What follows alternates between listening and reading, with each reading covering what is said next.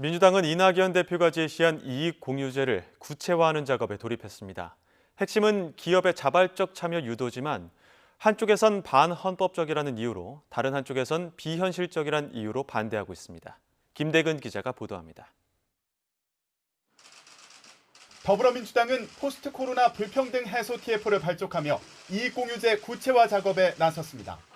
이익공유제는 코로나19로 늘어난 일부 업종의 이익을 어려운 소상공인과 나누자는 게 골자입니다.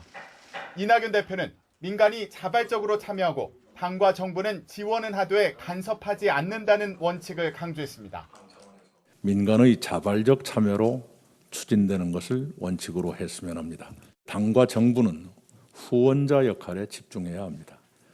네이버, 카카오, 배달의 민족 등 비대면 거래 활성화로 수익이 늘어난 플랫폼 기업들이 이익공유제의 주요 대상으로 지목됩니다. 이들이 자발적으로 기금을 만들거나 소상공인에 대한 수수료를 낮추면 정부는 법인세 인하 같은 인센티브를 주는 방식이 예상됩니다.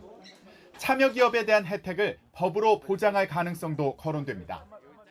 필요하면 세제 지원이나 그 세제 금융 지원을 해야 되는데 그런 경우에는 당연히 그 필요한 법이 따라가야 되는 거 아니겠어요? 국민의힘은 반헌법적이라며 반대 입장을 분명히 했습니다. 정부가 감당해야 할 일을 국민에게 떠넘기는 발상이라는 겁니다. 경제 주체의 팔을 비틀어서 이익까지도 환수해 내겠다는 그런 생각인 것 같습니다. 정의당은 다른 쪽에서 이익공유제에 반대하고 있습니다. 자발적 참여라는 것 자체가 너무 감상적이고 무책임하다며 추가 과세에 나서라고 촉구했습니다. 이낙연 더불어민주당 대표께 제안합니다.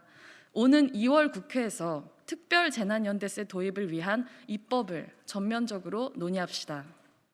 민주당 안에서도 정의당과 비슷한 문제 제기가 나오고 있습니다. 자발적 참여의 현실성이 떨어지고 관제기부 논란도 나올 수 있는 만큼 부유세나 사회연대세 등의 제도를 활용하거나 매출이 늘어난 부문의 사회적 기여를 법으로 의무화하자는 주장도 나옵니다.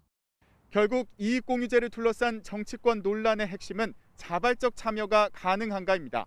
최근 들어 이슈 선점에 골몰하는 이낙연 대표의 이익공유제가 구체적으로 어떤 모습을 띨지에 따라 공방의 양상도 달라질 것으로 보입니다. YTN 김대근입니다.